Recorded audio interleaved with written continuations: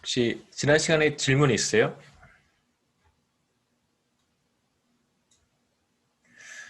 챕터 2는 이제 크게 두 가지 내용을 보려고 합니다. 우선 뭐 두 가지 이슈 모두 우리 제도의 어떤 그 지속성에 대한 이야기고요. 오랜 시간 동안 뭐 짧게는 뭐 100년, 길게는 3, 400년에 걸쳐서 이제 과거의 인스티튜션이 이제 현재까지 어떠한 경로를 통해서 영향을 미치는가를 보려고 하는데 첫 번째는 페루의 마이닝 미타라고 하는 것이고 두 번째는 이제 슬레이브 트레이드에 대한 이야기입니다. 노예무역. 아프리카 첫 번째는 이제 남아메리카 그래서 페루와 볼리비아에 대한 이야기이고요.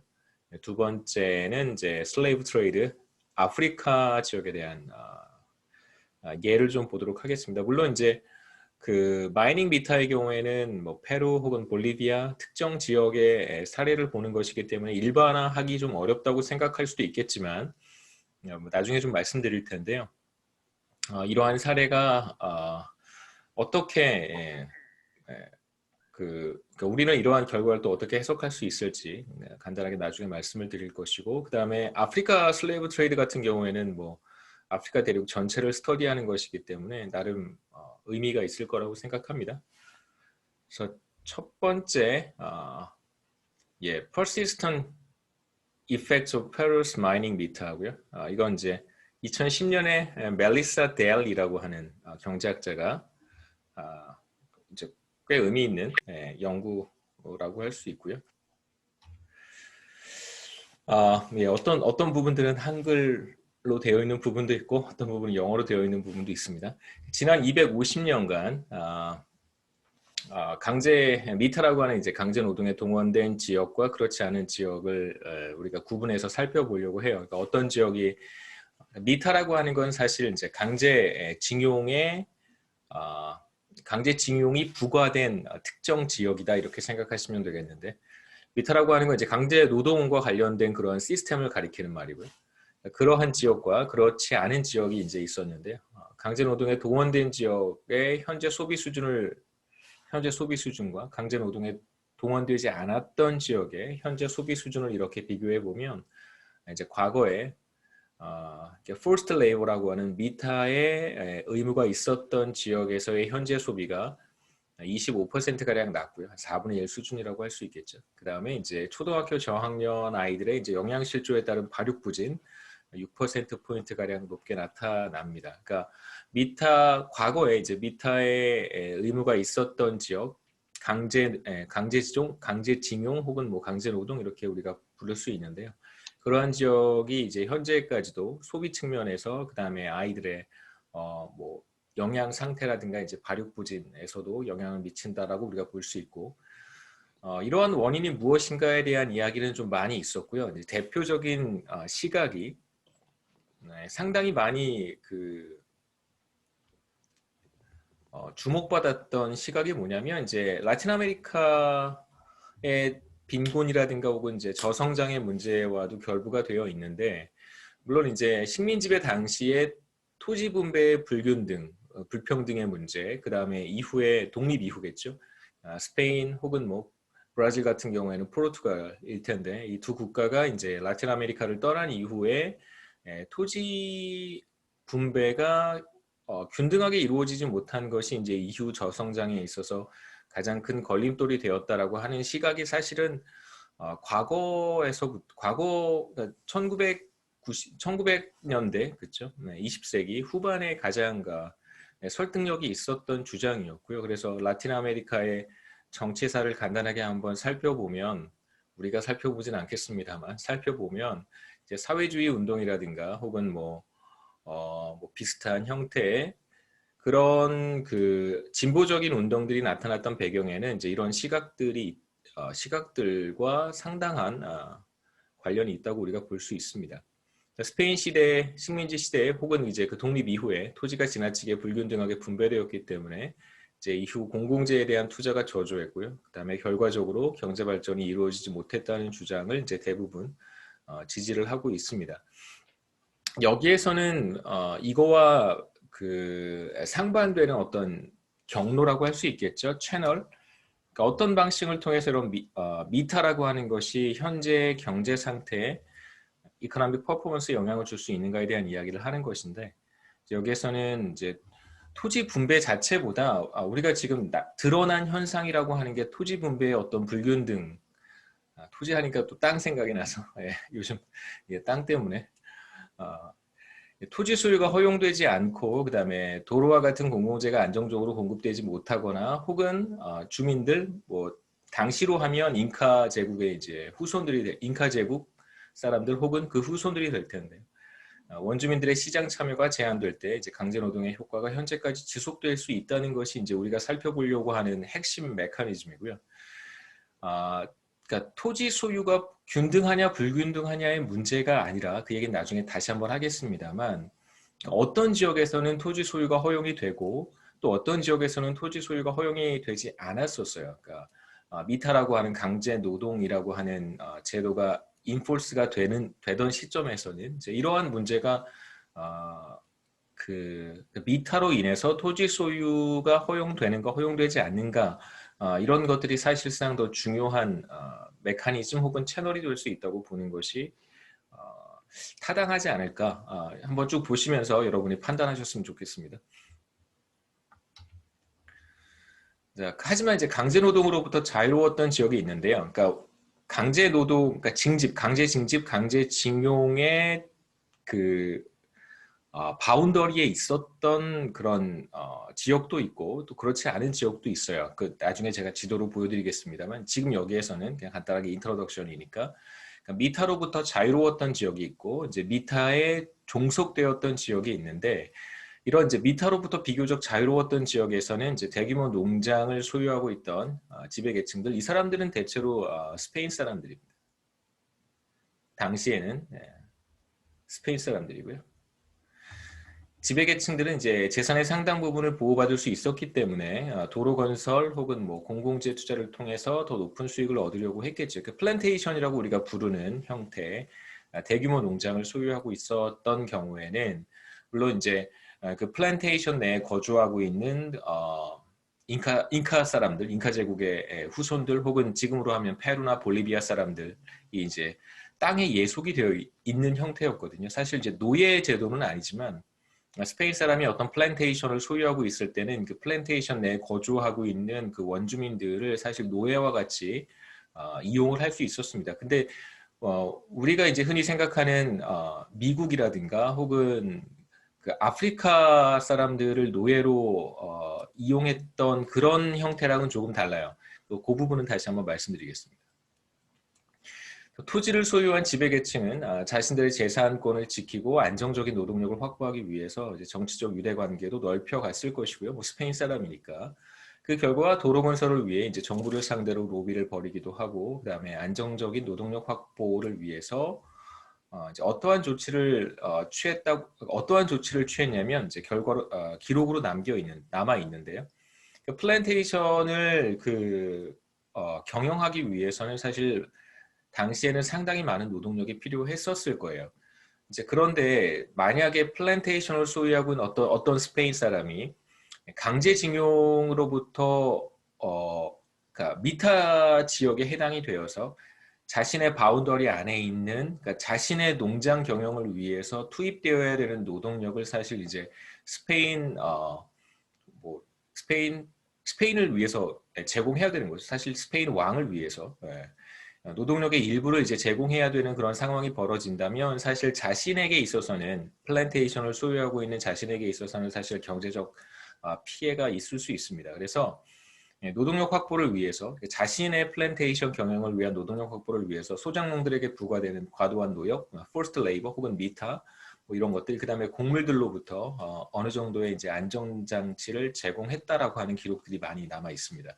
그러니까 이제 순전히 이기적인 목적으로 그렇게 했던 것인데 시간이 흐르고 봤더니 이제 플랜테이션 내에 있었던 그러니까 미타로부터 자유로웠던 페루 혹은 볼리비아 사람들과 이제 그렇지 않은 지역에 있었던 사람들과의 이제 경제적인 차이, 우리가 보는 소비 수준의 차이라든가 혹은 아이들의 발육 부진에 있어서 상당히 큰 차이가 나타난다는 것이고요. 그래서 결과적으로 페루를 비롯한 일부 라틴 아메리카의 빈곤의 문제가 그러니까 식민지 시대에 잘못 형성되어 있었던 이제 토지 분배 문제 혹은 뭐 해방은 우리나라 표현이고요. 독립 이후에 뭐 해방도 마찬가지죠. 예, 독립 이후에 어, 토지 분배 문제를 해결하지 못했기 때문에 그러한 것이다라고 하는 시각보다는 그 전부터 존재했던 미타라고 하는 이제 강제노역 때문일 것이다라고 보는 것이 타당할 수 있습니다. 지배계층이 얼마만큼의 노동력을 착취할 수 있는가, 그러니까 extractive institution이라고 우리가 앞서 살펴봤던, 그 다음에 지배계층의 강요에 대해서 국민들은 어느 정도의 재산권을 행사할 수 있는가의 문제로 보는 것이 보다 타당할 수 있겠습니다. 다시 말씀드리지만 이건 이거다라고 말씀드리고 싶은 것이 아니라 또 다른 지역에서 또 다른 식민지에서는 어떠한 일들이 벌어졌는지 사실 우리가 다 알 수는 없잖아요. 다만 우리가 지금 보려고 하는 이 스터디에서는 반드시 토지 분배의 불균등 때문인가? 라고 하는 질문을 던져볼 필요가 있다는 것입니다. 마이닝 미타에 대한 이야기고요. 우리가 보려고 하는 미타라고 하는 것이 무엇이고, 그 다음에 그 미타가 적용이 되어, 그러니까 미타라고 하는 것이 왜 도입이 되었는지 간단하게 포토시와 이제 후안카벨리카 두 지역을 간단하게 제가 소개를 해드리겠습니다. 그래서 미타는 사실 스페인 정부가 도입한 일종의 뭐 노동 착취 제도라고 볼 수 있고요. 1573년에 페루와 볼리비아에 도입이 되었고, 지금 현재의 페루, 그다음에 현재의 볼리비아고요. 도입되어서 이제 제도화된 강제노동 제도, 강제징용제도라고 할 수 있습니다. 1812년에 폐지가 되었고요. 대략 한 250년 동안 지속이 되었다는 걸 우리가 알 수 있겠죠. 그래서 왼쪽 사진이 포토시고요. 제가 이 클래스에 링크를 걸어 두었는데 뭐 사실 셋 중에 아무거나 보셔도 괜찮고요. BBC를 제가 추천을 해드렸던 이유는 이렇게 제가 쭉 찾아봤더니 그 한국 방송사들이 이제 BBC를 보고 페루나 볼리비아 지역을 이렇게 탐방한 것이 아닌가 이런 생각이 들어서 보통 그 루트가 되게 비슷하잖아요. BBC에서 먼저 제작을 한 건 여러분 다 확인하실 수 있고, 그래서 원본이 BBC라고 보는 것이 더 좋을 것 같아서 원본을 보라고 제가 말씀드렸던 것이고, 그 다음에 한국 방송은 이제 그 뭐랄까요, 조금 한국 방송사들이 대체로 좀 그런 경향이 있습니다만, 이건 제 주관적인 생각이고요. 어떤 문제에 이렇게 한 단면만을 보여주고 싶어 하는 그런 경향이 있는 것 같아요. 조금 이렇게 다양한 측면에서 사안을 좀 보면 어떨까 이런 생각이 있고요. 그 다음에 포토시만 여러분 보셨을 텐데, 포토시 같은 경우에 이제 어떤 역사적 배경이 있는지, 그 다음에 또 정치적인 문제와 또 어떤 관련이 있는지 뭐 이런 이야기들을 사실 이제 BBC에서는 다루고 있고, 한국 방송사들은 좀 여행과 관련된 그런 프로그램에서 PD들이 제작하는 것이기 때문에 느껴지는 온도 차이가 좀 있을 것 같아요. 메시지도 굉장히 다르고, 이쪽 BBC와 이제 한국 방송사들의 이제 메시지도 좀 다를 거고요. 여하튼 왼쪽 사진이 이제 포토시고 보셨을 겁니다. 그다음에 이제 포토시는 볼리비아 국기에도 이렇게 자세히 보시면 조그맣게 산이 있는데 그 산에 나와 있습니다. 보셨던 건 이제 세로리코라고 하는데요. 세로리코. 이 산이 이제 세로리코인데, 세로리코가 세로가 마운틴, 뭐 힐 이런 뜻이라고 하고요. 그다음에 리코는 이제 영어로 하면 리치, 그래서 리치 마운틴스, 그런 표현이 나오죠. 세로리코, 리치 마운틴 이런 뜻이고요. 그다음에 이제 오른쪽은 포토시보다 훨씬 더 북쪽에 있는 안데스 산맥을 따라서 훨씬 더 북쪽에 있는 지역인데, 후안카벨리카라고 해서 지도를 먼저 보여드릴게요. 페이지 조금 더 큰 지도 보시죠. 페이지 11페이지에 보시면 이건 이제 Why Nations Fail이라는 책에서 제가 카피를 했는데, 잉카 제국, 당시 잉카 제국, 회색으로 칠해져 있는 부분이 이제 잉카 제국이고요. 보시면 이 지역이 이제 잉카 제국이고, 에콰도르부터 시작해서 칠레 북부까지 굉장히 엄청난 영역을 통치했던 잉카 제국의 영역이고요. 그 다음에 뭐 지난번에도 간단하게 말씀드렸지만 이제 스페인 군대가 그 라틴 아메리카를 정복해가는 과정은 사실 대체로 이제 부에노스아이레스에서 출발을 해서요. 이렇게 들어가서 이제 쿠스코까지 가는 거죠. 이제 쿠스코가 여러분 들어보셨을 테지만 뭐죠? 잉카 제국의 수도 쿠스코입니다. 이렇게 뭐 쭉 들어간 거죠. 그래서 우리가 보려고 하는 포토스라는 곳은 이쪽에 아래쪽에 있고, 그 다음에 이제 후안카벨리카는 훨씬 더 위쪽에 있습니다. 다시 돌아가세요. 10페이지 보시면, 그래서 여기 미타 바운더리 혹은 뭐 스터디 바운더리 이렇게 표시가 되어 있는데, 미타 바운더리 보시면 이 지역이 바로 다음 슬라이드 앞서 보셨던 지도에서 보시면 이제 미타 바운더리라고 있죠, 그렇죠? 미타 바운더리. 짙은 라인으로 되어 있는 이쪽이 이제 미타 바운더리고, 그게 앞서 10페이지에 여기가 바로 미타 바운더리입니다. 그래서 이 지역이 이제 강제징용을 당했던 지역이라고 볼 수 있겠죠. 그래서 포토시 여기 있고요. 그 다음에 이제 후안카벨리카. 여기가 어디냐면 저도 가본 적은 없어요. 라틴 아메리카는 가본 적이 없어요. 라틴 아메리카 친구들은 많이 있는데 가본 적은 없습니다. 여기가 거기 옆이더라고요. 우유니 소금 평원이라고 하나요? 솔트 플랫. 굉장히 그 멋있는 곳 있잖아요. 하늘이 이제 소금밭에 이렇게 비쳐서 아래쪽도 하늘이고 이제 위쪽도 하늘이. 여러분 구글에서 찾아보시면 우유니 다 찾아보실 수 있습니다. 여행 우리 잘 못 가니까 이런 거 통해서 간접 체험을 하는 거죠. 그래서 우한카벨리카는 훨씬 더 북쪽 지역이고 이제 포토시는 이제 아래쪽 지역입니다. 그래서 왼쪽 포토시고요. 이제 후안카벨리카는 이제 오른쪽 사진입니다. 그래서 1545년에 이제 포토시 광산에 막대한 은이 매장되어 있다는 사실이 알려져서 이제 채굴이 시작되었고요. 이제 근처 국가 소유의 후안카벨리카 광산에서는 그 은 재련에 필요한 다량의 수은이 매장되어 있다는 사실도 이제 발견이 되었습니다.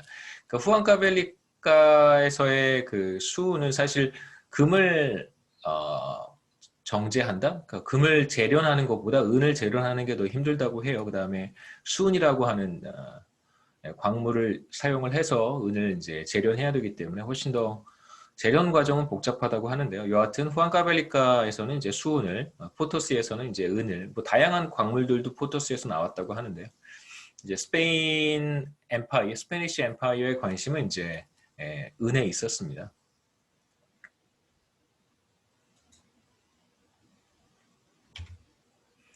1573년부터 그 이제 포토시, 후안카벨리카 이쪽 그 두 광산이라고 볼 수 있는데 이제 이 근처에 살고 있는 혹은 이제 근처에 있는 마을들이 많이 있었겠죠. 잉카 사람들, 잉카 제국의 사람들. 그 인근 지역에 살고 있는 이제 원주민들을 포토시와 후안카벨리카 광산 채굴 작업에 이제 미타의 형태로 강제 동원하기 시작하는데요. 이때 이제 7분의 1, 7분의 1의 법칙, 1/7 룰이라고 제가 나중에 말씀드릴 텐데, 이제 성인 남성의 이제 7분의 1을 노동력으로 이용을 했습니다. 그래서 성인 남성의 7분의 1이 교대로 강제징용에 동원되었다라고 생각하시면 되고요. 그래서 강제징용의 규모는 자료를 살펴보면 이제 페루 남부 지역, 그다음에 볼리비아 주민들 중에 한 14,181명, 그 뭐 한 15,000명 정도가 포토시에 끌려가서 일을 해야 됐고, 그 다음에 누가 가서 일하고 싶었겠어요. 다 끌려가서 일을 하는 거죠. 강제징용이니까. 그 다음에 이제 후안카벨리카 같은 경우에는 페루 중남부 지역 주민들의 약 한 3,300명 정도, 3,000명 이상이 이제 끌려가서 일을 했다고 합니다. 물론 이거보다 더 기록에 남아있는 게 이만큼이니까 기록에 남아있지 않은 것까지 계산해 본다면 더 많을 거라고 우리가 추측해 볼 수 있고, 그래서 페루 국경 지역에 거주하는 이제 성인 원주민들 한 3% 정도, 그래서 전체 성인 남성의 한 3% 정도가 이제 당시 강제징용에 동원됐다고 우리가 생각해 볼 수 있습니다. 그 다음에 이제 그 원주민 지배계층, 잉카 제국의 이제 후손들 가운데 엘리트들, 지배계층이라고 볼 수 있겠죠. 이 사람들의 역할은 뭐였었냐면 이제 강제 노역 주민들을 소집을 하고 이 사람들을 이제 광산에 보내는 일을 담당했다고 합니다. 그러니까 이제 강제징용 제도를 이제 인포스하는 그런 역할을 하는 것이고요. 만약에 이제 필요한 노동력을 제공하지 못하는 경우에는 뭐 대납하는 방식으로 은으로 대납하는 방식으로 이제 비용을 지불해야 됐다고 합니다. 몇 가지 이제 질문들을 한번 우리가 던져볼 필요가 있는데, 그러니까 스페인은 이제 왜 페루 일부 지역에만 이제 미타 강제징용을 할당을 했을까? 그러니까 왜 어떤 지역의 주민들은 미타에 강제 동원이 되고 어떤 지역의 주민들은 이제 강제징용에 동원되지 않았을까? 그러니까 모든 지역을 다 이제 미타에 동원한 것은 아니었단 말이에요. 그러니까 특정 지역들만 이제 뽑아서 강제징용이라고 하는 이제 노역을 이렇게 어사인을 했는데, 그래서 그 기준은 무엇이고 왜 그렇게 했는지 생각해 볼 필요가 있습니다. 스페인 제국의 사실 목적은, 그러니까 이 포토시라고 하는 곳이, 그러니까 세로리코죠. 포토시라고 하는 곳이 발견되기 전에 사실 이제 은 생산 혹은 은 보유를 거의 정점을 찍었었다고 합니다. 그러니까 사실 이제 당시 이제 국고는 이제 금이나 은을 얼마만큼 보유하고 있느냐에 따라서 이제 왕조의 재정력을 보여줄 수 있는 것이었기 때문에 1550년대 이제 1500년대 초반에 은 생산, 은 보유가 이제 절정에 달했었는데, 그래야 사실 이제 그 다른 국가와의 이제 전쟁도 용이하게 수행할 수 있을 것이고, 당시 이제 대항해 시대라고 우리가 부르는 시대잖아요. 대항해 시대에 식민지를 보다 더 확장해 갈 수 있는 어떤 그런 재정을 마련할 수 있었기 때문에 그랬다고 생각할 수 있습니다. 이제 그런데 어떤 문제가 생겼냐면, 여러분 아시겠지만 계속해서 이제 흑사병 이후에 그 노동력이 현저히 줄어들고 굉장히 많은 사람들이 죽었잖아요. 패스트로 인해서 굉장히 많은 노동력이 줄어들고 그 라틴 아메리카가 아닌 다른 지역, 그러니까 뭐 스페인이 그 통치하고 있는 다른 지역들에서 은을 생산하는 것이, 특히 이제 유럽 지역에서 은을 생산하는 것이 이제 굉장히 힘들었다고 합니다. 그래서 이제 당시 은 생산의 절정을 이루었던 그 시대로 되돌아가기 위해서, 그 시대를 재현하기 위해서 라틴 아메리카 지역에 이제 노동력을 착취했던 것이고요. 문제는 광산에서 지나치게 멀리 떨어져 있는 주민들까지 강제 동원할 경우에는 사실 그 코스트도 무시할 수 없습니다. 그러니까 강제징용 같은 경우 생각해 보시면 굉장히 먼 거리를 이렇게 주민들이 왔다 갔다 해야 되기 때문에 그 과정에서 사람들이 많이 죽을 수도 있으니까요. 그래서 강제징용에 동원되는 주민들을 마을에서 광산까지 오고 가게 하는데 이제 상당한 비용이 수반될 수 있습니다. 이제 편도로 한 1000km 정도니까요. 어마어마한 거리라고 할 수 있습니다. 그 다음에 이제 강제 노역이라든가 장거리 이동으로 인해서 주민들의 생명이 위협을 받을 수도 있었기 때문에 모든 지역을 이제 미타에 동원하지는 않았다는 것이고요. 데이터를 이제 우리가 간단하게 말씀을 드릴 텐데, 어떤 방식으로 미타를 할당했는가, 미타 어사이먼트가 이제 어떤 지역에 미타를 부여하고 어떤 지역엔 부여하지 않았는가에 대한 이야기인데요. 스페인은 1570년대, 그러니까 거의 쿠스코죠. 잉카 제국을 정복하고 나서 얼마 되지 않은 시점이라고 제가 기억하는데요. 대략 1570년대 식민지 인구 조사를 이제 광범위하게 수행을 합니다. 그래서 인구는 얼마나 되고, 그 다음에 이제 그 얼마만큼을 사실 착취할 수 있는지 그러니까 세원 확보라고 생각하시면 좋을 것 같아요.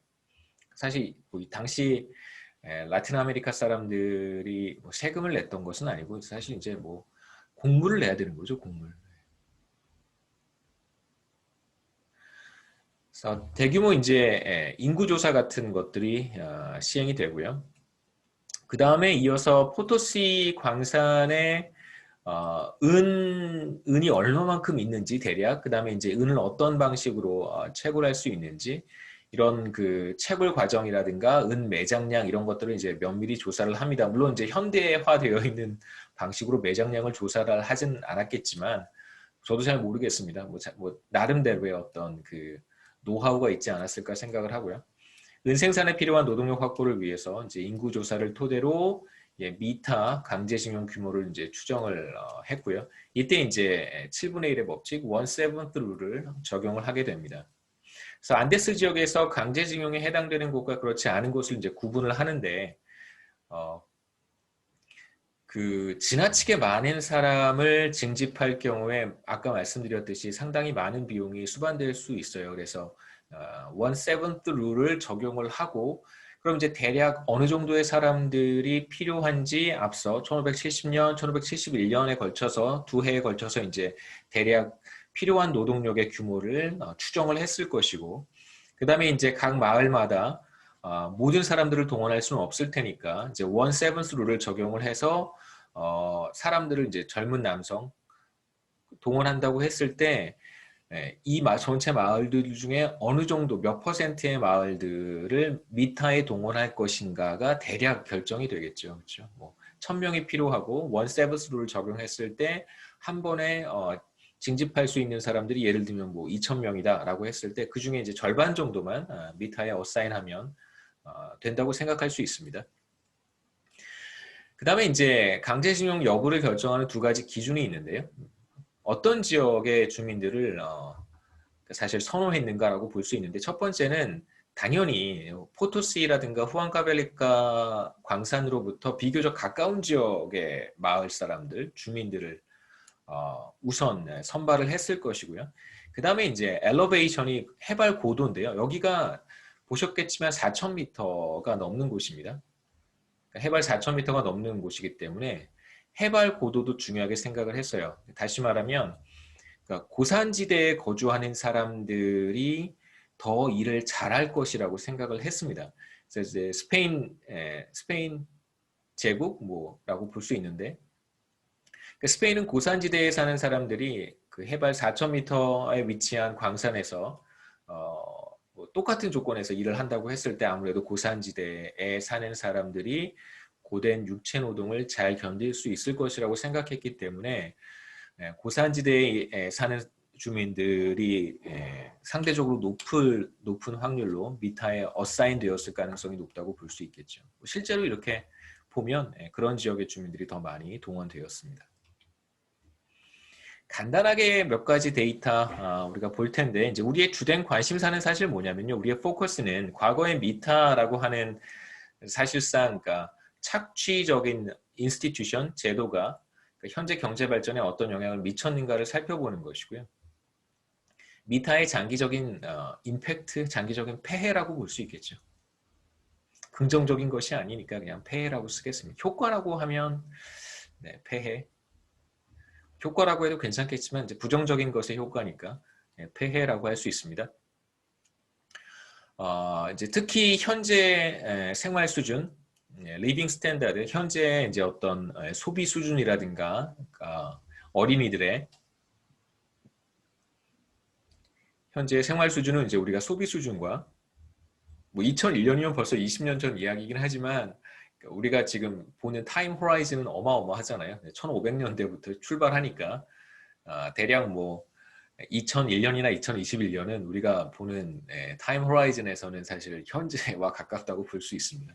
그래서 2001년의 소비 수준과 그 다음에 이제 비슷한 시기에 6세에서 9세에 해당되는 대충 뭐 한국으로 하면 초등학교 1, 2, 3학년, 1, 2, 3, 4학년, 초등학교 저학년 아이들의 발육 상태, 이제 여기서 신장, 키로 측정을 하는 것입니다.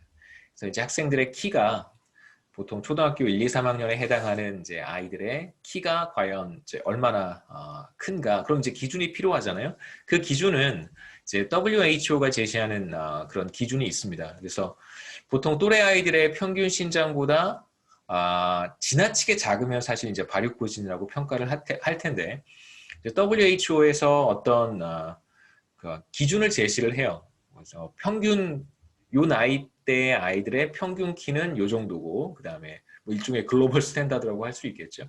그다음에 표준 편차는 얼마만큼이다. 뭐 이렇게 제시를 하겠죠. 뭐 예를 들면 뭐 140cm 예를 들어서 말씀드리는 거예요. 그 다음에 미디언이니까 여기서 이제 평균이 아니고 중위겠죠. 중위 값이겠죠. 예를 들면 미디언이 140cm, 그 다음에 표준 편차입니다. 여기서는 표준 오차가 아니고요. 표준 편차가 예를 들어서 10cm라고 한다면 이게 이제 WHO가 이 나이대에 해당하는 어떤 글로벌 스탠다드라고 한다면 이제 우리가 발육부진을 어떻게 평가하려고 하냐면 140cm에서 2배의 표준 편차를 빼주는 거예요. 그러면 표준 편차가 10이니까 2배의 표준 편차는 여기에다가 2를 곱해서 140 마이너스 20을 하면 이제 120cm가 되겠죠. 그래서 120cm가 대충 말씀드리면 평균 신장보다 2배의 표준 편차만큼 작은 값이다라고 볼 수 있는데, 자, 만일 120cm보다 더 작다면 이거보다는 140까지는 되진 않겠네요. 생각해 보니까. 그러니까 7세 정도, 한국 나이로 7세, 8세니까 물론 이제 140 정도 되려면 한 10살 돼야 되나요? 11살? 하여튼, 네. 120cm보다 만약에 작다면 이제 그러한 아이들을 우리가 스턴팅이라고 여기서 부를 것입니다. 그러니까 발육부진이라고. 발육부진은 대체로 이제 영양실조 때문에 나타나는 현상이잖아요. 제대로 된 영양 섭취를 하지 못했기 때문에 발육부진 현상이 나타나는 것인데, 만약에 지금 우리가 보는 여기서는 이제 페루 지역입니다. 2005년 기준으로 페루 지역의 과거에 500년 전에 혹은 400년쯤 전에 미타 진용의 영향력 아래에 있었던 지역과 이제 그렇지 않았던 지역, 두 지역에 아이들이 다 있겠죠, 그렇죠? 물론 이제 그 아이들이 뭐 미타를 한 건 절대 아니죠. 벌써 뭐 1800년대 끝난 제도니까. 이제 그 아이들과 그다음에 미타의 적용을 받지 않았던 지역의 아이들의 키 높이를 비교해 보는 거예요. 그래서 만약에 대체로 키가 이제 크지는 않을 텐데 전반적으로 페루의 경제적 여건이 그렇게 썩 좋지는 않습니다. 그래서 저도 그런 얘기를 많이 들었는데요. 그러니까 페루에 살다가 예전에 그 아는 사람들이 몇 명 있었는데 페루에 살다가 조금 더 나은 어떤 그 삶을 살고 싶은 사람들은 이제 그럴 수 있는 형편이 되는 사람들이겠죠. 지금 여러분 제가 했던 링크 걸어두었던 그 동영상에서도 보실 수 있겠지만 그런 굉장히 어려운 환경을 사람들이 이제 떠날 수 없는 그런 처지인 거잖아요. 근데 이제 그런 여건이 되는 사람들은 뭐 경제력이겠죠. 혹은 뭐 여러 가지 그런 사람들은 이제 대부분 또 칠레로 떠난다고 해요. 그래서 페루에서 이제 칠레로 이렇게 이주하는 경우도 매우 빈번하다는 얘기를 들었습니다. 제가 알고 지냈던 어떤 친구는 그래서 그 페루에 있다가 나중에 이제 대학교 갈 때는 이제 페루 지역에 이제 좋은 대학이 거의 없어서 그래서 이제 이쪽 칠레로 와서 대학을 다니고 뭐 나중에 또 다른 학교로 또 다른 지역에 대부분 이제 브라질 빼고는 다 스페니쉬를 쓰고 그리고 포르투기 같은 경우에도 대충 다 들으면 알아듣는데요. 그러니까 뭐 유창하게 말은 서로 잘 못하지만 포르투기 쓰는 사람들이 뭐 스페니쉬를 100% 알아듣는 건 아니지만 서로 저도 잘 몰라요. 서로 이렇게 의사소통은 된다고 하더라고요. 그래서 뭐 지역 간 이동 같은 것들이 그렇게 어려운 건 아니고 근데 또 그렇기도 한답니다. 그 베네수엘라 친구가 하나 있었는데 이거 쓸데없는 얘기입니다. 네, 스턴팅에 대한 이제 정의를 이렇게 할 거고 그래서 WHO가 제시한 그런 기준에 여기서 이제 그런 기준이라고 하는 것은 평균 신장 중위값 마이너스 2배의 표준 편차보다 신장이 이제 작은 아이들이라고 생각하시면 돼요. 그런 아이들이 과연 어떤 지역에서 더 많을까? 이걸 이제 우리가 보겠다는 것입니다. 뭐 당연히 발육부진이라고 하는 것은 영양실조와 관련이 있고요. 영양실조는 이제 소비 수준이 상대적으로 낮을 것이라고 예상되는 미타 지역에서 보다 빈번할 것이라고 우리가 예상해 볼 수 있습니다. 뭐 미타 지역과 남미타 지역의 어떤 지리적, 지형적 차이를 고려할 필요가 있고요. 그래서 우리가 제가 구체적으로 말씀드리진 않겠습니다만 뭐 당연히 해발 고도 이런 것도 이제 신경을 써야 될 것이고 똑같이 미타의 적용을 받은 지역이 있다고 하더라도 이제 이 두 지역의 해발 고도 그다음에 이 그 중심 도시라고 할 수 있겠죠. 마을이 뭐 하나의 뭐 빌리지 마을이라고 하지만 이제 중심 도시 같은 것들을 우리가 생각해 볼 수 있으니까 이제 이 중심 도시의 어떤 고산지대에 있다면 경사 같은 거, 슬롭 같은 거, 뭐 이런 것들도 이제 다 고려를 했습니다. 이제 그러한 차이로 인해서 미타 어사인먼트가 될 수도 있고 이제 안 될 수도 있을 테니까요. 이제 우리는 그러한 지리적인, 지형적인 차이까지도 다 고려했다고 말씀을 드리고 이제 앞으로는 필요할 때만 간단하게 설명을 드리도록 하겠습니다. 제가 말씀드렸던 미타 바운더리고요.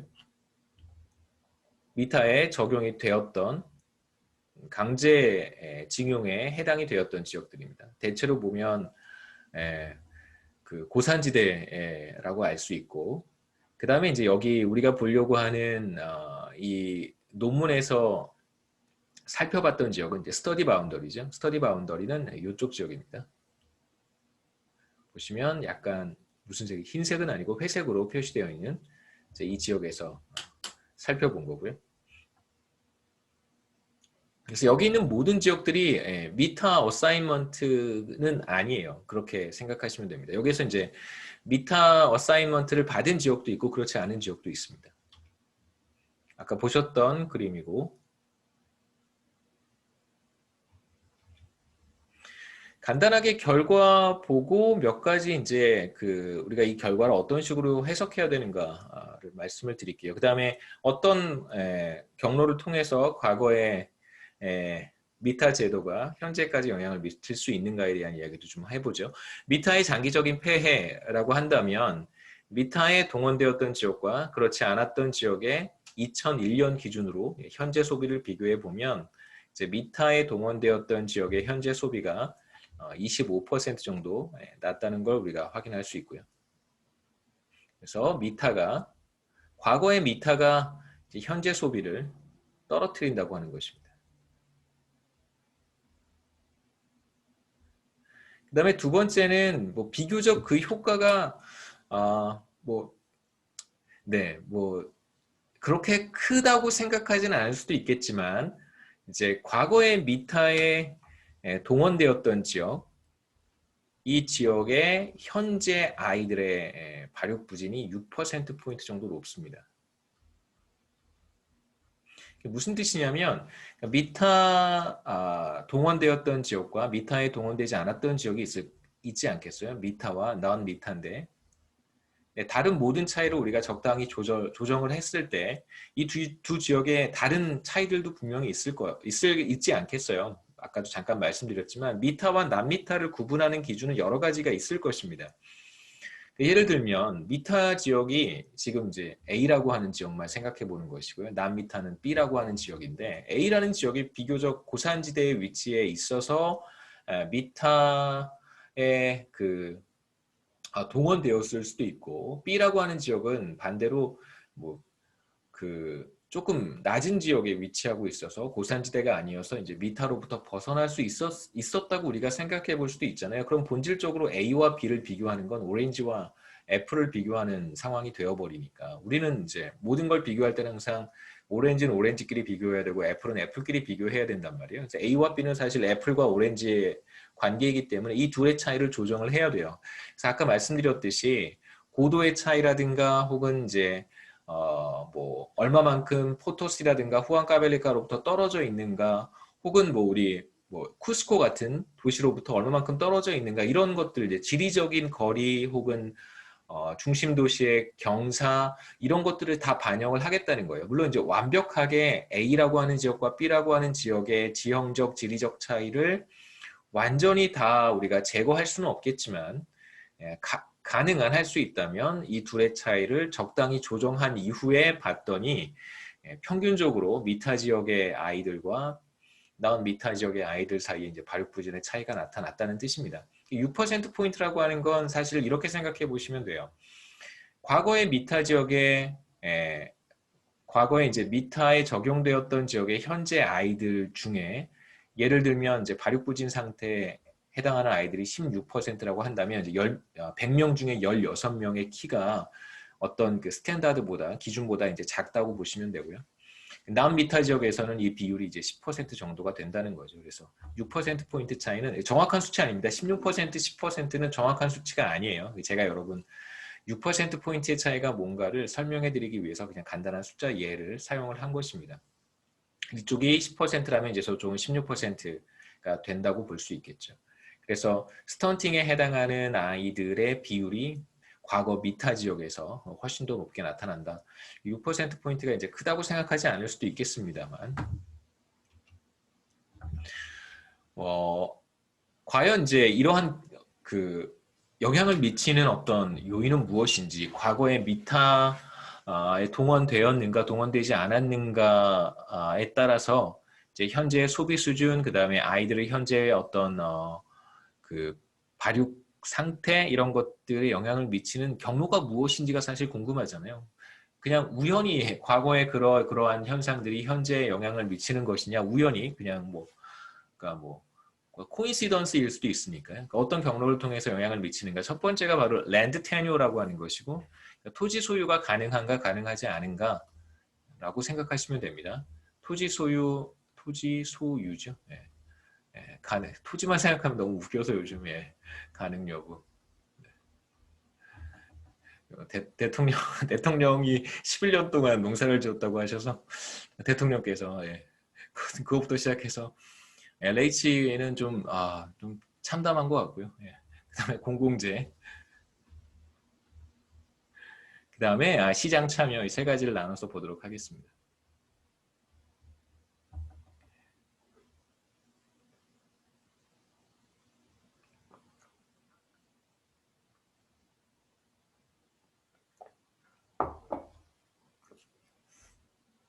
그래서 아마 이거 그냥 전 정치적 견해를 여러분들한테 말씀드리는 게 이제 적절하지 않다고 생각해서 개인적인. 이번 학기에 우리가 커버하려고 하는 많은 내용들 중에 사실 원래 지난번 비교 경제론 강의할 때는 콜옵션에 대한 이야기를 사실 전반부에 했었어요. 그래서 인스티튜션 한 다음에 이제 콜옵션 먼저 하고 그 다음에 이제 다른 이야기들을 했는데 생각해보니까 조금 이제 후회는 되더라고요. 제가 학생들이 도대체 중구난방으로 막 코र्스가 막 오거나이즈 되니까 그래서 그런 걸 좀 이렇게 어떻게든 좀 일관성을 유지하려고 콜옵션을 맨 마지막에 뺐거든요. 조금 아쉽다는 생각이 듭니다. 콜옵션에 대한 이야기를 조금 먼저 했었으면 지금 일어나고 있는 어떤 일련의 상황들을 여러분 이렇게 보시는 그런 안목을 제공해 드릴 수 있었을 것 같다는 생각이 좀 들기도 하는데요. 뭐 그때 가서 어떤 컬옵션이 또 나타날 수 있으니까요. 그때 가면 항상 우리는 컬옵션 프리는 아니니까 그런 것 같고요. 그 다음에 이제 또 다른 얘기는 우리가 여기서 커버하는 내용들이 비교적 적지는 않습니다. 많은 토픽들을 이렇게 우리가 한번 하나씩 다 터치를 할 텐데 지금 일어나고 있는 어떤 일련의 상황들 이런 것들을 사실 이런 걸 좀 씁쓸한 생각도 들어요. 이걸 우리가 이해해야 되나? 그러니까 이런 메커니즘이죠. 사람들이 왜 이렇게 행동하고 왜 그러고 이런 것들을 우리가 굳이 이해해야 되나 이런 생각을 저도 할 때마다 되게 이렇게 되게 씁쓸한데요. 근데 사실 이제 도움은 될 테니까 이런 이제 컬옵션을 우리도 이해해야죠. 컬옵션을 우리가 왜 이런 행태들이 나타나는지, 그래서 어떤 상황에서 이런 컬옵션을 최소화할 수 있고 어떤 상황에서 이 컬옵션이 훨씬 더 많이 늘어나는지, 그다음에 이제 정치인들 혹은 이제 뭐 공공기관 종사자들도 비슷합니다. 이런 사람들의 인센티브는 어떠한지 이런 얘기들을 우리가 계속해서 이번 학기에 하려고 하니까 현실을 이해하는 것이 필요하죠, 그렇죠? 네, 필요합니다. 세 가지 여기서 볼 텐데요. 랜드 테뉴어와 퍼블릭 굿, 그 다음에 마켓 파티시페이션 이 세 가지 경로를 통해서 과거에 좋지 못했던 제도가 현재 소비와 이제 아이들의 영양 상태에 영향을 미칠 수 있다는 걸 한번 보도록 하겠습니다. 다시 한번 말씀드리지만, 그러니까 다양한 가능성들이 존재할 수 있어요. 제가 생각하는 것들만 한두 가지 나중에 말씀을 드릴 텐데 조금 더 비판적으로 보시면 좋겠습니다. 그래서 이 페이퍼는 이 논문은 뭐 이렇게 얘기를 했구나라고 이제 그냥 이렇게 좀 패시브하게 받아들이지 마시고 뭐 정말 그럴까? 그 다음에 뭐 내가 아는 지식의 범위에서는 이러한 요소들도 있는데 그런 것들은 왜 보지 않았지? 이런 생각들을 하시고 또 질문하시면 뭐 제 논문은 아니기 때문에 제가 명쾌하게 답을 드릴 수는 없는 제가 스터디한 게 아니잖아요. 그렇죠? 예. 그래서 저는 여러분들과 이러이러한 토픽들이 있고 이걸 우리가 이렇게 이해할 수 있고 그런 것들을 이제 소개하는 것이니까요. 예. 여러분 다른 과목도 마찬가지예요. 제가 매크로를 제가 하는 영역만 알지 남이 해놓은 거 정리해서 여러분들한테 설명하는 것입니다. 제가 그 모든 걸 다 안다고 생각하시면 안 돼요. 그렇게 생각하지 않으실 거라고 생각합니다. 먼저 이제 랜드 테뉴어와 레이버 시스템에 대한 걸 한번 우리가 살펴볼 텐데요. 아시엔다라고 하는 걸 빼놓고 넘어갈 수는 없습니다. 아시엔다라고 하는 게 있어요. 아시엔다는 그냥 가장 쉽게 생각해 볼 수 있는 것이 당시 이제 대항해 시대에 스페인 사람들이 그 소유하고 있었던 대규모 농장, 농경지, 그러니까 플랜테이션이라고 생각하시면 돼요. 물론 거기에는 당연히 플랜테이션만 아시엔다냐? 그렇진 않아요. 그러니까 뭐 거기엔 광산이 될 수도 있고, 그 사실 이 아시엔다라고 하는 것은요, 그 이제 그 라틴 아메리카는 적어도 이제 스페인 제국이 스페인이 이제 정복했던 대항해 시대에 스페인이 정복했던 모든 지역은 사실 왕의 소유잖아요.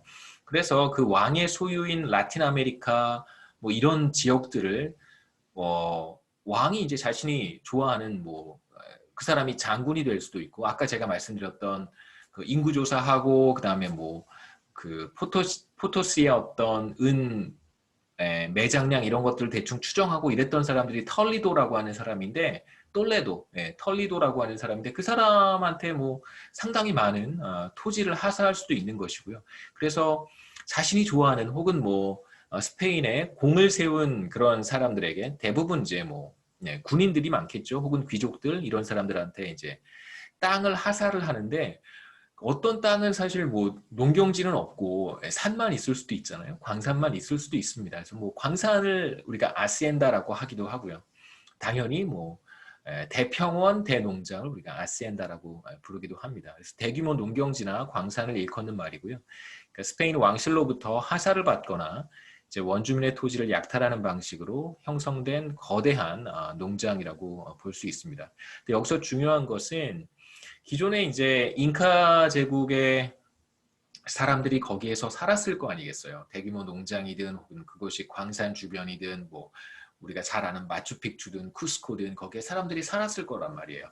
근데 그 사람들을 이제 영역 바운더리를 정하는 거예요. 이렇게 정해서 이 땅은 이제 누구누구한테 하사를 하는데 거기에 지금 잉카 제국 사람들이 살고 있단 말이에요. 그러면 그 사람들을 같이 하사를 하는 거예요. 그러니까 거기에 거주하는 주민들도 일종의 이제 그 노예 형태로 이제 하사를 하는 것입니다. 그래서 아시엔다는 대체로 원주민들의 그러니까 거주하고 있는 그곳에 거주하고 있는 이제 원주민들 포함하는 경우가 대부분이라고 할 수 있고요.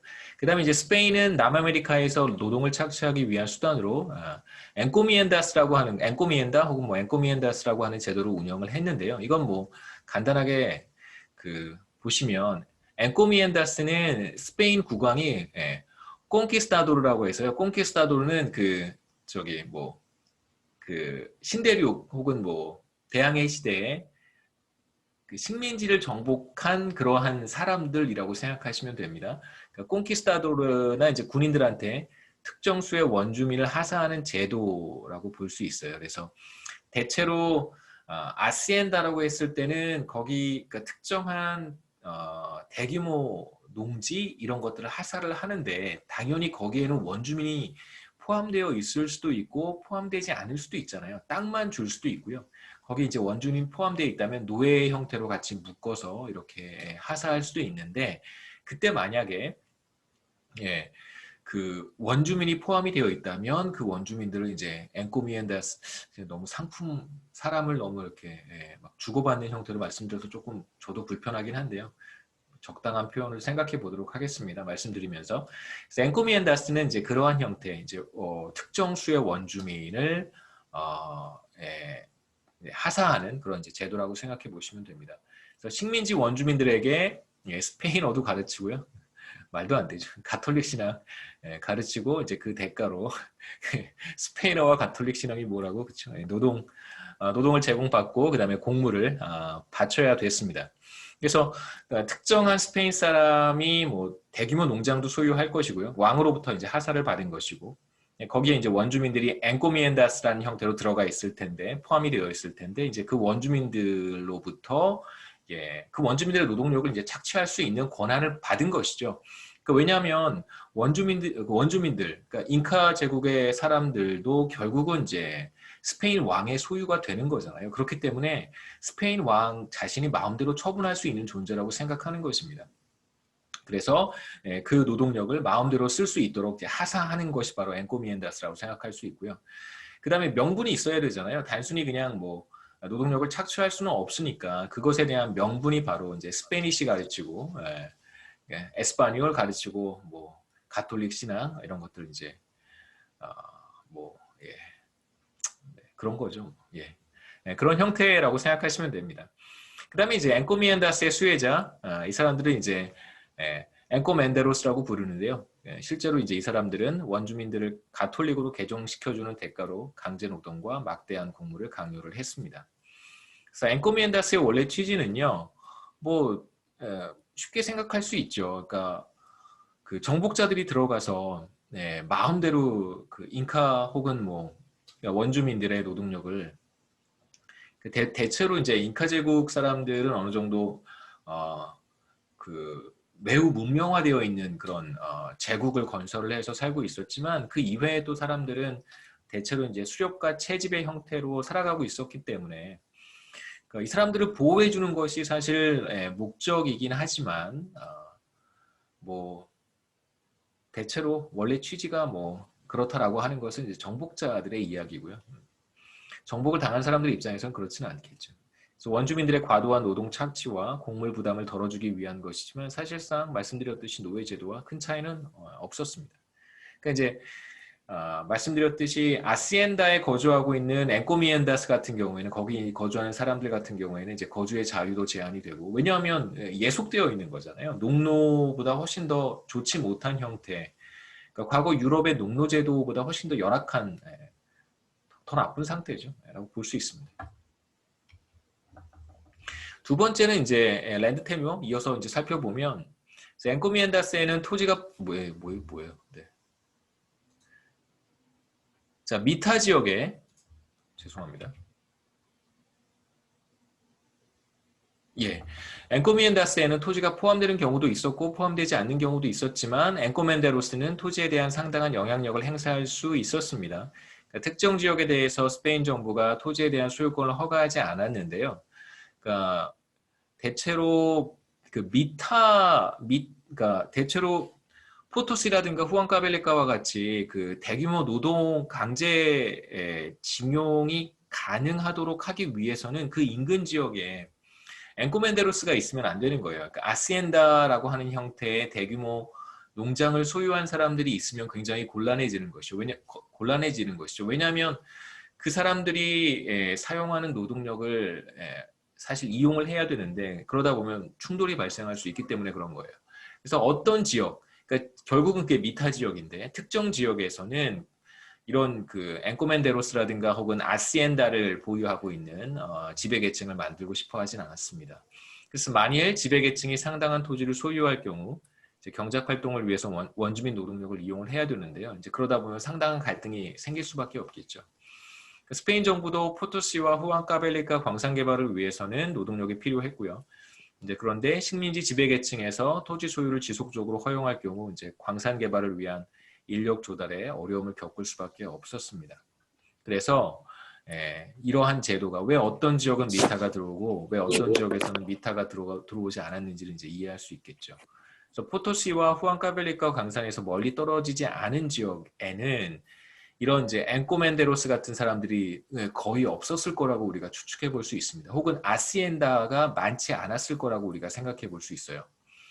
그래서 대규모 토지 혹은 광산 이런 것들의 소유를 지속적으로 제한을 했을 것이고 광산에서 멀리 떨어진 곳은 난 미타 바운더리라고 부를 텐데 이곳에서는 뭐 앵꼬멘데로스도 여럿 있었을 것이고 아시엔다도 많았을 거라고 우리가 생각할 수 있습니다. 그 다음에 이제 여기에 예속되어 있는 원주민들은 대체로 농업 생산 혹은 이제 그러니까 농노보다 열악한 상태이긴 하니까요. 이제 앵꼬멘데로스에게 노동력을 착취당하는 그런 상황이지만 그렇지만 이제 미타에 강제 동원되지는 않았을 거라고 볼 수 있죠. 근데 미타 지역의 그럼 토지는 어떻게 관리되었을까? 미타 지역 같은 경우에는 이제 7분의 1 법칙이 적용이 되니까요. 언제든 필요하면 노동력을 착취를 할 수 있어야 되기 때문에 누군가 대규모 광산 혹은 대규모 농장을 소유하고 있고 그 지역의 주민들을 소유하고 있어서 강제징용에 거부할 수 있도록 만들면 안 된다고 말씀을 드렸어요. 그렇지 않도록 조치를 했을 것이고 그럼 그 지역의 토지 소유는 이제 어떻게 되는가? 대체로 이제 공동으로 관리를 했다고 합니다. 그래서 문제는 이제 여기에서 토지 소유의 불균등 문제가 결국 경제 성과에 영향을 미치는 것이 아니냐라고 하는 것에 대한 주장을 어떻게 반박해 볼 수 있냐면 결국 1812년에 미타가 폐지가 되었다고 말씀드렸는데요. 250년 정도 지속되었던 미타가 폐지가 됐는데 그럼 이제 미타 지역, 그러니까 미타에 해당되었던 지역 주변에 공동 소유로 운영하던 토지가 이제 많이 있었을 거예요. 그래서 이 토지를 원주민들한테 다시 나눠주든가 아니면 소유권을 정부가 가져가고 그게 뭐죠? 일종의 이제 소작의 형태겠죠. 피전트라고 하는데 소작할 수 있는 권리를 이제 그 지역 주민들한테 균등하게 나누어 주던가 하는 조치를 취했어야 되는데 그러한 조치를 취하지 않았었습니다. 그러니까 굉장히 어수선한 상황이었을 거라고 생각할 수 있고요. 그럼 이제 그 지역 원주민들에게 돌아가야 될 토지가 결국은 뭐 버려진 땅, 소유권을 주장하는 사람이 없으니까요. 원래 이제 소유권이 없었던 땅이기도 합니다만, 뭐 스페인 왕의 땅이었으니까요. 그 사이 이제 소수의 지배계층들이 이제 그 버려진 땅을 차지하게 되고, 그러니까 지주들은 땅을 소유하고 있던 소작농들을 위협하거나 뭐 재산상의 손해를 끼치거나 혹은 뭐 그 자기 소나 말 같은 것들을 막 데리고 들어오는 거죠. 이렇게 막 들어와서 이제 거기서 막 풀을 뜯기거나 그러면 내쫓기가 굉장히 어렵잖아요. 이제 그런 방식으로 농지를 강탈하는 일들이 이제 비일비재하게 나타났습니다. 그 다음에 당시 뭐 여러 차례 말씀드렸지만 커피라든가 사탕수수의 가격이 이제 급등하기 시작하면서 동시에 라틴 아메리카 지역에 이제 이런 플랜테이션 토지 가격이 상승하기 시작했고요. 그러한 문제들이 이런 말씀드렸던 토지 강탈 이런 것들과 이제 접목되면서 훨씬 더 안 좋은 형태로 나타났었을 거예요. 그래서 결국은 이제 지주들과 소작농 사이의 갈등이 심화되면서 1910년대, 20년대에 이제 미타 지역 중심으로 대규모 폭동이 일어나게 됩니다. 이제 특징적인 것은 뭐냐면 남미타 지역에서는 뭐 이러한 문제가 나타나지 않았던 거예요. 왜냐하면 그 아시엔다라고 하는 형태로 스페인 사람들이 대규모 토지를 보유하고 있었기 때문에 뭐 지주들, 소작농들 사이의 갈등이 폭발할 이유가 전혀 없었죠. 문제는 언제부터 시작이 되냐면 대체로 1950년 이후죠. 1960년대부터 이제 사회주의 운동이 남아메리카에 이렇게 확산되면서 이제 페루 정부가 1969년에 토지 개혁을 단행을 합니다. 그래서 아시엔다를 완전히 해체해 버려요. 그래서 대규모 플랜테이션을 다 없애버리는 거죠. 과거에 이제 아시엔다가 뭔지, 이 지역이 아시엔다인지 다 알 수 있는 기록들이 있습니다. 굉장히 오래 전부터 아시엔다와 관련된 데이터들이 있기 때문에 그래서 아시엔다를 다 이렇게 철폐하고 이걸 이제 일종의 국유화하는 거죠. 그러니까 Agricultural Societies of Social Interest라고 해서요. AS,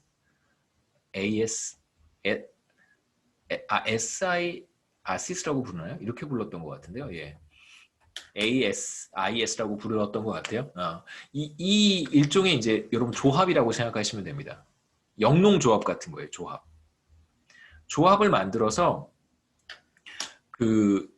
이 조합들한테 이제 소유 자체는 이제 국가 소유라고 할 수 있고요. 예, 이제 조합이 관리를 하게 되는 거예요. 이제 관리의 주체, 경영의 주체가 바로 이 아시스였던 것 같은데요.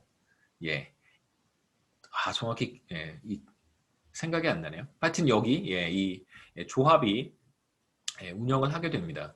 근데 이제 한 10년쯤 지나면서 이제 70년대 말 이렇게 들어서면서 어떤 문제가 생기기 시작하냐면요. 결국은 이제 조합이라고 하는 거 생각해 보시면 아시엔다를 해체를 했습니다. 그러면 대규모 농장을 누군가가 이제 경영하고 관리를 해야 되는데 그냥 그 주체는 조합이고요.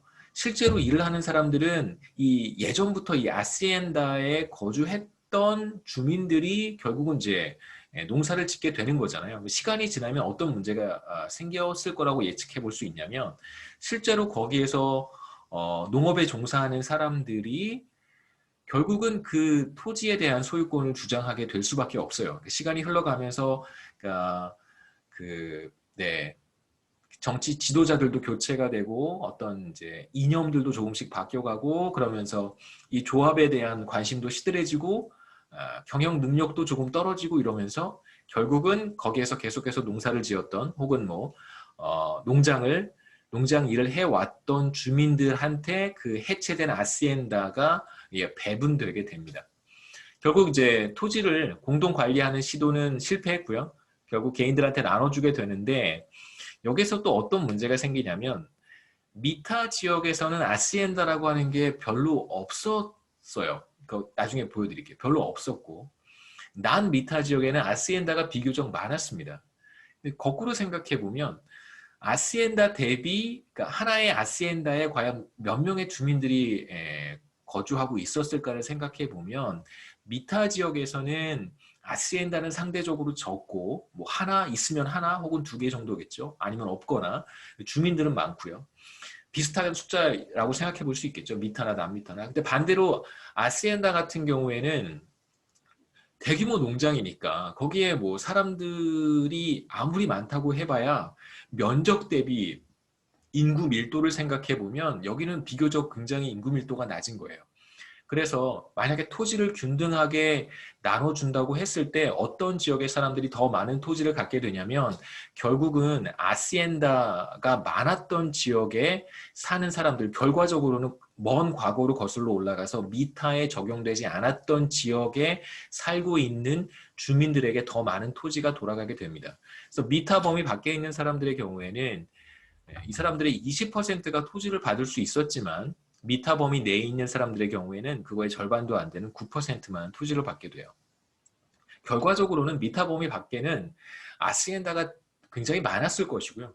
미타 범위 안에는 아시엔다를 제한을 했었으니까 스페인이 토지 소유에 있어서 미타 범위 안에 있는 사람들이 미타 범위 밖에 있는 사람들보다 더 불평등하다는 걸 알 수 있어요. 그러니까 토지 소유의 균등, 물론 이제 미타와 남미타만 우리가 비교하고 있기 때문에 뭐 페루의 전체 토지의 불균등 문제를 사실 보는 것은 아닙니다만 적어도 미타와 남미타 사이의 토지 분배의 불균등이라고 하는 문제는 이거는 원인이냐 결과냐라고 봤을 때 결국은 결과라는 거예요. 토지 소유의 불균등이라고 하는 것은 사실 결과적인 현상인 거죠. 간단한 결과 한번 보시죠. 몇 가지 뭐 1번, 2번, 3번 이렇게 우리가 볼 수 있는데 이건 그냥 어떻게 생각해 보시면 되냐면 미타냐 남미타냐 혹은 같은 미타에 적용되었던 지역을 결국은 이제 애플과 오렌지를 비교할 때 둘을 똑같이 만들어 놔야 되잖아요. 두 지역의 차이가 현저히 있을 텐데 그 차이를 조정하는 방식이라고 생각하시면 됩니다. 서로 다른 두 지역을 어떻게 하면 비슷한 조건 하에서 비교할 수 있을까? 그래서 이 둘을 둘의 차이를 조정한 것이라고 생각하시고요. 첫 번째 방식, 두 번째 방식, 세 번째 방식으로 차이를 조정하는 방식은 많습니다. 대체적으로 이제 세 가지 방식을 쓴 것이고요. 대표적으로 첫 번째 이제 두 지역, 미타 지역과 난 미타 지역의 차이를 제가 간단하게 말씀을 드리면 1689년 기준으로 이제 먼 과거로 거슬러 올라가고요. 그 다음에 비교적 가까운 과거, 그냥 과거, 비교적 가까운 과거 이렇게 세 개로 나눠서 1700년, 그 다음에 뭐 대략 1850년, 그 다음에 다시 100년 뒤인 1940년 이렇게 생각해 보시면 되겠죠. 1689년에 그러니까 이건 뭐 스페인이 포토스나 후안카벨리카를 활발하게 개발하고 있었을 당시라고 생각해 볼 수 있을 텐데 이때 이제 지역별로 아시엔다의 숫자가 얼마나 되었을까 비교해 보면요. 마이너스 12, 뭐 마이너스 10, 마이너스 11이 의미하는 것은 뭐냐면 미타 지역이 난 미타 지역보다 아시엔다의 개수가 12개 적었다라고 생각하시면 됩니다. 12개 적다. 그건 10개 적다 이렇게 생각하시면 돼요. 차이가 10개다, 12개다, 11개다. 그러니까 지역별로 아시엔다의 개수가 미타 지역에서는 현저히 적었다라고 볼 수 있죠. 12개, 10개, 11개. 뭐 방식에 따라서 다르고요. 같은 시기에 인구 1000명당 아시엔다의 개수도 6개나 적고요. 7개, 8개. 대체로 뭐 중간값 7개 정도 적다고 볼 수 있습니다. 그 다음에 이제 조금 더 조금 더 이제 현재로 와서 1845년에 이건 어떤 지표냐면요. 아시엔다에 거주하는 사람들이 있을 텐데 아시엔다에 거주하는 사람들 중에서도 그러니까 엔코멘데로스라는 표현을 제가 썼는데요. 그 거주하는 주민들을 모두 다 그 노동력을 착취할 수 있는 건 아니잖아요. 그 중에 이제 자기의 소유로 여길 수 있는 사람들, 그러니까 농노라고 간주할 수 있는, 물론 사실은 다 농노라고 봐야 되는데 그 중에 이제 자신이 하사받은 사람들 비율이 얼마나 될까 따져보면 뭐 큰 차이는 없습니다만 대략 한 20, 뭐 여기는 큰 차이가 없죠. 20%에서 21% 정도 된다고 보시면 돼요. 이 차이도 굉장히 큽니다. 그래서 아시엔다에 거주하는 주민들의 비중도 미타 지역과 난 미타 지역에서의 이제 차이가 상당히 많이 발생하고요. 그래서 미타 지역에서는 아시엔다에 거주하는 사람들의 비율이 현저히 낮다라고 볼 수 있겠죠. 그 다음에 마지막에 여기 1940년으로 다시 거슬러 와서요. 돌아와서 여기서도 비슷합니다. 이제 뭐 아시엔다에 거주하는 주민들의 비중이 여전히 14% 정도 더 낮고 미타 지역에서 12% 정도 더 낮습니다. 그래서 대략 비교해 보면 아시엔다의 숫자도 미타 지역에서 훨씬 적고 그 다음에 아시엔다에 거주하는 사람들의 비중도 미타 지역에서 훨씬 더 낮다는 걸 이제 우리가 알 수 있겠죠. 14%, 12%예요. 14% 낮다라고 생각하시면 됩니다. 14% 포인트예요. 14% 포인트, 20% 포인트입니다. 더 낮다라고 볼 수 있습니다. 오늘 이걸 끝냈어요. 죄송합니다. 오늘 끝냈어야 되는데 시간이